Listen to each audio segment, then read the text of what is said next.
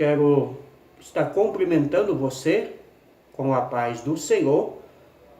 Estamos aqui iniciando no nosso canal do YouTube o nosso resumo aula dessa feita, o nosso quarto semestre da Escola Bíblica, a qual vamos estar tratando sobre as parábolas de Jesus, as verdades e princípios divinos para a vida cristã.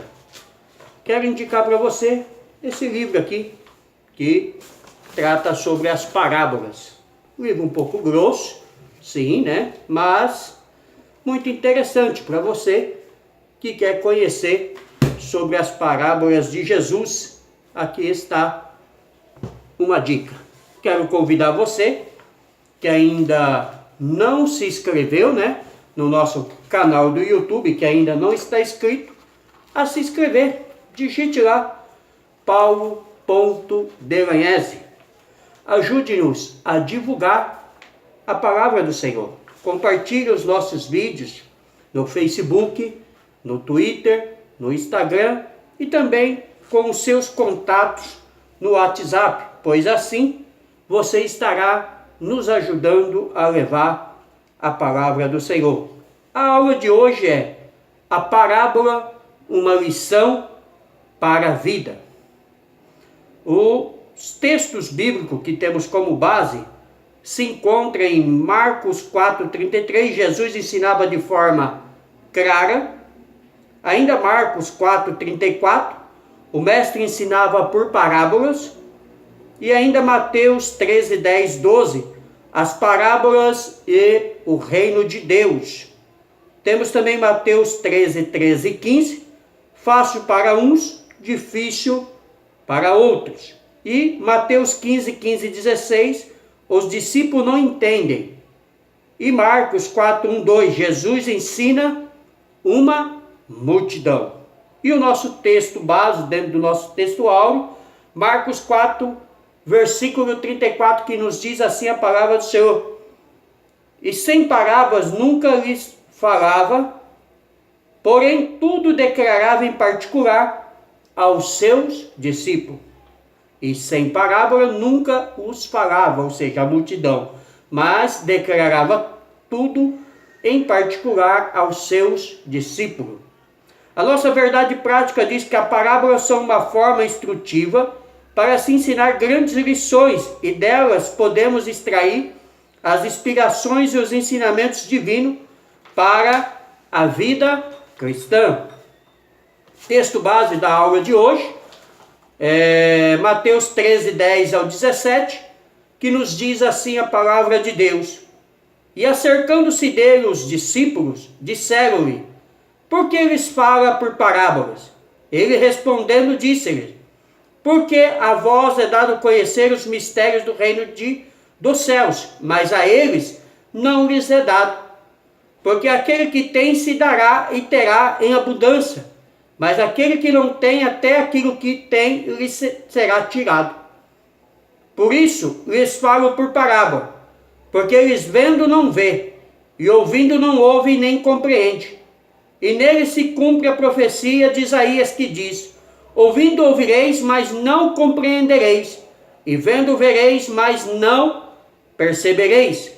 Porque o coração desse povo está endurecido, e ouviu de mau grado com seus ouvidos, e fechou os olhos para que não veja com os olhos, e ouça com os ouvidos, e compreenda com o coração, e se converta, e eu os cure. Mas bem-aventurados os vossos olhos porque vê, e os vossos ouvidos porque ouvem. Porque em verdade vos digo, que muitos profetas e justos desejaram ver o que vós vedes, e não ouviram, e ouviram o que vós ouvis, e não ouviram. Então Jesus deixou claro aos discípulos que aquele povo tinha o coração endurecido. Então Deus não permitia que eles conhecessem a verdade, já que eles não queriam. Não que Deus em si não quisesse, porque Deus é amor perfeito, e a Bíblia diz que Ele deu o seu Filho unigênito, para que todo aquele que nele crê não pereça, mas tenha vida eterna. Mas como eles eram de coração duro, então Deus não permitia que eles ouvissem e entendessem. Mas aos discípulos, o próprio Senhor Jesus explicava o significado. E fomos chamados bem-aventurados, porque ouvimos e vemos o que muitos profetas e homens de Deus da antiga aliança queriam ver e ouvir e não viram nem ouviram. Então eu e você temos o privilégio de entender as parábolas de Jesus. Chegamos ao nosso último trimestre do ano. Nesta oportunidade estaremos estudando acerca das parábolas de Jesus. Por ser uma das principais formas de ensino utilizada pelo Mestre, as parábolas merecem dedicada atenção e profundo interesse de nossa parte. O próprio Senhor Jesus quer que a entendamos, pois isso produzirá mudanças necessárias e resultará em transformação de vida. Mateus 15, 16. Ao iniciar a aula, antes mesmo de introduzir a lição, apresente o comentário do pastor Wagner Tadeu Santos Godoy, advogado, autor de várias obras, membro da Casa de Letras, e Emílio Conde, líder das Assembleias de Deus em Curitiba, Paraná. Então, vamos mostrar o texto básico da interpretação da parábola, citado exatamente pelo pastor Wagner Tadeu. O que é uma parábola? Vamos saber antes de adentrarmos o assunto. Normalmente definida como uma ilustração em função da falácia de raiz, de se derivar o sentido da parábola, que significa literalmente atirar ao lado. Nenhuma definição se mostrará completamente eficaz, pois qualquer uma, ampla ou suficiente para englobar todas as formas, acaba se revelando tão imprecisa a ponto de se mostrar praticamente inútil para conhecer. Leia-se mais e compreenda todas as parábolas de Jesus. Por isso eu citei aqui para você este livro, né, do autor Quínio, Compreendendo as Parábolas de Jesus, um guia completo. O subsídio etimológico traz-nos mais alguns pontos fundamentais para compreendermos as parábolas. Diz-nos assim essa referência: entre as formas literárias encontradas na Bíblia, a mais conhecida talvez seja a parábola. O fato é especialmente verdade e se tratando das parábolas de Jesus, tais como as do bom samaritano, do filho pródigo, das 10 virgens, do semeador. Porém, definir exatamente o que é uma parábola no Antigo Testamento, machal, ou no Novo, parabólico, é difícil. Em ambos os casos, o termo pode referir-se a um provérbio. 1 Samuel 24, 13, Ezequiel 18, 2 e 3, Lucas 4, 23, 6, 39. Uma sátira, Salmo 44, verso 11, 69, verso 11, Isaías 14, 3 e 4, Abacuque 2 e 4. Uma charada, Salmo 49, verso 4, Salmo 78, verso 2, Provérbio capítulo 1, versículo 6. Um dito simbólico, Marcos 7, 14 e 17, Lucas 15, 36 e 38. Uma símile extensa ou similitude, Mateus 13, 33, Marcos 4, 30, 32, Lucas 15, 8, 10. Uma parábola histórica, Mateus 25, 1 ao 13, Lucas 14, 16 ao 24, 15, 11, 32 e 16, 1, 8. Um exemplo de parábola, Mateus 18, 23, 25, Lucas 10, 29 e 37, Lucas ainda 12, 16, 21 e ainda Lucas 16, versículo 19 ao 31, e até mesmo uma alegoria, Juízes 9, 7, 20, Ezequiel 16, 1 ao 5, 17, 2 ao 10, 20, 49, 21, 5, e Marcos 4:3, ou Marcos 9:13-20, ainda Marcos 12:1-11. Esses dois termos bíblicos possuem vasta extensão do significado, mas o sentido básico de cada um é a comparação entre duas coisas diferentes, algo parecido com algo que não é. Então a parábola é uma forma simples de ensinamento que nos leva a conhecer um fato verdadeiro, mas contado por parábola, uma história verídica e verdadeira. Vamos à nossa introdução da aula de hoje. Quando estudamos as parábolas de Jesus com os corações abertos e dispostos a aprender como discípulos verdadeiros, em busca de sabedoria e entendimento das verdades espirituais profundas, nos deparamos com as sábias lições que ele nos deixou para sermos bem-sucedidos em nossa vida aqui no mundo. Estudar esse conteúdo, como disse Jesus aos seus primeiros discípulos, é um privilégio. Bem-aventurados são os olhos do que vê, o que vós vedes, pois vos digo que muitos profetas e reis desejaram ver o que vós vedes e não ouviram, e ouvir o que vós ouvis e não ouviram. Lucas 10:23-24. Assim as parábolas do Senhor possuem preciosas promessas de bênção para todos quanto acolhem sua mensagem e se dispõem a compreender as verdades que ela ensinam. Então a parábola tem este efeito imediato sobre a vida do homem e da mulher de Deus, daquele que se dispõe a conhecer a verdade. Tópico 1. O que é parábola? Primeiro, conceito da parábola. Parábola no hebraico é machal. Dependendo do contexto, refere-se a um dito profético, um provérbio, uma analogia, um enigma, um discurso, um poema, um conto, um símile. Essa palavra ocorre aproximadamente 40 vezes no Antigo Testamento, sendo normalmente traduzida como provérbio.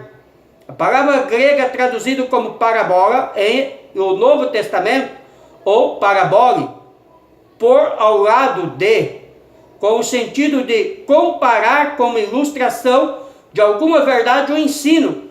Nesse sentido, torna-se um instrumento didático. Ela é usada 50 vezes no Novo Testamento, sendo 2 para indicar uma fala figurativa. Hebreus 9:9 e Hebreus 11:19. E 48 vezes traduzida no singular ou no plural, sempre se referindo a histórias de Jesus. Em síntese, parábola significa literalmente comparação, e como tal, comumente utilizada para indicar uma história breve, um exemplo esclarecedor para ilustrar uma verdade. Então a parábola tem esse sentido e esse significado de compreensão para nós que somos ministro do Senhor. 2. Distinção entre a parábola e outras figuras de linguagem. Vamos entender. A Bíblia Sagrada emprega várias figuras de linguagem que são necessárias para ilustrar verdades divinas e profundas. Algumas delas são o símile e o provérbio, a metáfora, a alegoria, a fábula, e o tipo é importante não confundi-las com a parábola. É oportuno destacar que a parábola também não é um mito, tendo em vista que ele narra uma história como se fosse verdadeira, mas não adiciona nem a probabilidade e nem a verdade. Já a parábola ilustra verdades por meio de símbolo. O campo é o mundo, o inimigo é o diabo, a boa semente são os filhos do reino, e assim por diante. Então a parábola é um fato verdadeiro. Já a símbolo, a história, pode ser um fato verdadeiro, mas também pode não ser um fato verdadeiro. Aplicação de uma parábola. 3 do tópico 1. Ao se dirigir aos discípulos e aos fariseus, seus adversários, Jesus adotou o método de ensino por parábola com a finalidade de convencer aqueles e condenar estes. Em Mateus 13:10, os discípulos perguntaram a Jesus o porquê dele falar por parábolas. Jesus usava esse método em razão da diversidade de caráter de nível espiritual e de percepção moral de seus ouvintes. Mateus 13:13 e Marcos 4:10-12, ao ser inquirido sobre o uso da parábola, Jesus respondeu que as usava nos seus ensinamentos por duas razões distintas: para ilustrar a verdade para aqueles que estavam dispostos a recebê-la e para obscurecer a verdade daqueles que a odiavam. Assim, para quem a parábola seja explicada e aplicada, primeiramente é indispensável examinar sua relação com a que procede e a segue, e descobrir com base nisso, antes de qualquer outra coisa, a sua ideia principal. Então a parábola, ela só é entendida por quem está com o coração aberto para ouvir a mensagem do Evangelho, que não era o caso dos religiosos da época, não era o caso dos fariseus, não era o caso dos saduceus, dos heveus, dos escribas, e como não é o caso, ainda hoje, de muitos religiosos. Contexto social e literário, tópico 2. A Galileia no tempo de Jesus. A Galileia compreendia todo o território ao norte de Samaria até o Monte Líbano, estendendo-se de leste a oeste entre o Mar da Galileia e o Mar Mediterrâneo e Fenícia.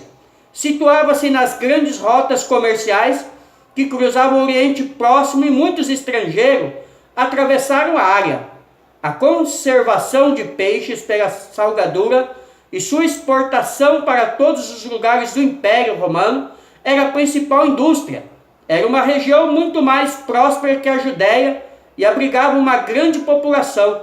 Importante para a região era o Mar da Galileia, um extenso lago de água doce, localizado ao norte da Palestina, também conhecido como Mar de Tiberíades ou Lago de Genezaré.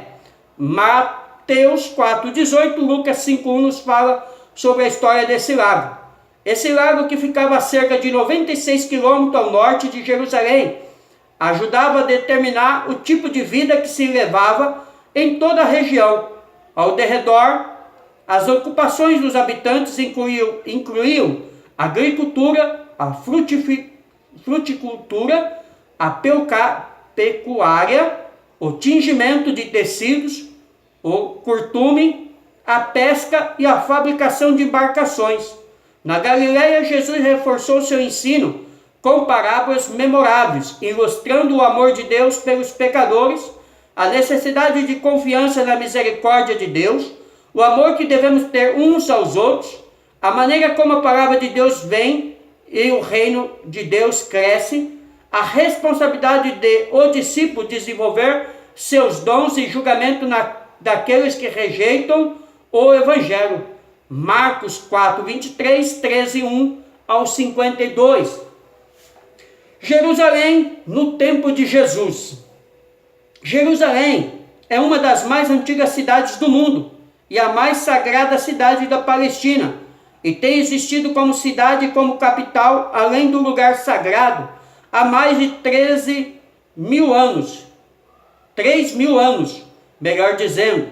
À época de Jesus, Jerusalém contava com uma superpopulação, sendo que a maioria das pessoas estavam desesperadas em decorrência da opressão do Império Romano, da miséria, da opressão aos pequenos produtores que estavam praticamente falidos, tendo de pagar elevados impostos a Roma. Nessa época, grande parte da população dependia de esmola do templo, enquanto o povo comum estava vivendo em situação de extrema pobreza. Padecendo por terríveis privações, os grandes produtores, os grandes comerciantes e as famílias mais abastadas estavam satisfeitas com o sistema vigente, controlado pelo governo de Roma. Diante desse contexto, o povo judeu aguardava com ansiedade o Messias, que viria em glória conforme profetizado por Zacarias. Zacarias 14, versículo 4. Então, essa era Jerusalém na época de Jesus. Um lugar muito bom de se viver, um lugar com uma população muito grande, mas um lugar onde Roma subjugava com mão de ferro. Impostos caríssimos eram cobrados dos cidadãos. Embora fosse um lugar de muito trabalho, muita diversidade de trabalho, como lemos no primeiro tópico do capítulo 2, ocupações todas do habitante incluíam, como já dissemos, a agricultura, a fruticultura, a pecuária, o tingimento de tecido, o curtume, a pesca e a fabricação de embarcações. Então, trabalho havia muito naquele lugar, na época de Jesus. Veremos agora o contexto literário, o Evangelho. Os 4 primeiros livros do cânon do Novo Testamento, chamado de Evangelhos, são os registros escritos das primeiras pregações das Boas Novas a respeito de Cristo. Ele constitui um tipo distinto de literatura. Não são biografias completas, pois não tendo a narrar todos os fatos da carreira de Jesus, nem são apenas história, nem são sermões, embora incluam pregações e discursos, também não são apenas relatos de notícia. Os 3 primeiros evangelhos, Mateus, Marcos e Lucas, são chamados sinótico, termo que vem do grego, que significa ver junto, ver da mesma perspectiva, visto de um ponto de vista comum. O sinótico apresentavam a vida, os ensinamentos e a significação de Jesus do mesmo ponto de vista, em contraste com o Evangelho de João, o qual se limita quase literalmente ao que Jesus disse e fez na área de Jerusalém. Então aqui está o que significa o Evangelho sinótico, o que significa os 3 evangelhos, e também nos mostrando o ponto de vista do Evangelho de João. Subsídio sociológico. A Galileia, como já dissemos, era uma região muito mais próspera que a Judéia e abrigava uma grande população. Os galileus eram menosprezados pelos líderes religiosos de Jerusalém. Muitos não eram da descendência judaica, pois seus antepassados foram violentamente convertidos por Alexandre Jânio. Os galileus estavam mais estritamente em contato com a realidade diária do Império Romano, visto que a Galileia situava-se nas grandes rotas comerciais que cruzavam o Oriente Próximo e muitos estrangeiros atravessavam a região. Então, a cultura dos galileus era uma cultura mais propícia aos seus dominadores, aos seus povos, a qual eles tinham, vamos se dizer, 90% do contato. Por isso, eles eram desprezados pelos judeus natos. Tópico 3. Como ler uma parábola. A lição de hoje é uma lição introdutória do nosso 4º trimestre e ela nos traz mais um panorama de como se desenvolve a parábola. E ele nos diz aqui, entendendo a narrativa com a síntese da expectativa cotidiana. Uma das questões mais importantes ao ler uma parábola é procurar entender os elementos culturais operados em cada uma delas, pois apesar de elas serem uma síntese da experiência humana, são histórias contadas a partir de outra cultura e tempo. Torna-se impossível entender as parábolas sem vinculá-las ao seu contexto social, pois elas se referem a experiências de pessoas que viveram na época de Jesus. Para tanto, torna-se necessário identificar a conexão com as estruturas daquela sociedade. Quase 1/3 dos ensinamentos de Jesus foi realizado através de parábola. Ele contou parábolas sobre a natureza, Mateus 13, 24, 30, trabalho e salário, Lucas 17, 7 e 10, e até sobre casamentos e festa, Mateus 25, 1 ao 13. Jesus não falava de forma genérica acerca da busca de Deus pelo perdido, mas sempre através de história, de experiências cotidianas, tal como a história sobre uma mulher que perdera uma de suas 10 moedas de prata e que não descansou até encontrá-la. Lucas 15, 8, 10. Então, o ensinamento de Jesus era um ensinamento por parábola. Era um ensinamento com história, era um ensinamento do cotidiano da vida, do dia a dia, que trazia aquela pessoa para uma realidade. Parte 2 do tópico 3. Procurar as declarações explícitas e implícitas do agir de Deus no contexto literário. Tendo a parábola o objetivo de transmitir uma mensagem, no caso específico, tal comunicação procede de Deus. É imperioso que o leitor procure as declarações explícitas e implícitas do agir de Deus em tal contexto literário. Somente após esse exercício é possível pensar na aplicação da parábola. Mateus 15:15, versículo 16. 3 do tópico 3. Identificar a aplicação prática da parábola. Uma vez que a maneira predileta de Jesus ensinar era através de parábola, tais textos contêm lições profundas e de aplicação prática no campo da ética e da vida espiritual das pessoas. Por meio de suas parábolas, Jesus levou aos seus ouvintes a mensagem de salvação, congremando-os a se arrependerem e a crerem. Aos crentes, desafiava-os a colocarem a fé em prática, exortando seus seguidores à vigilância.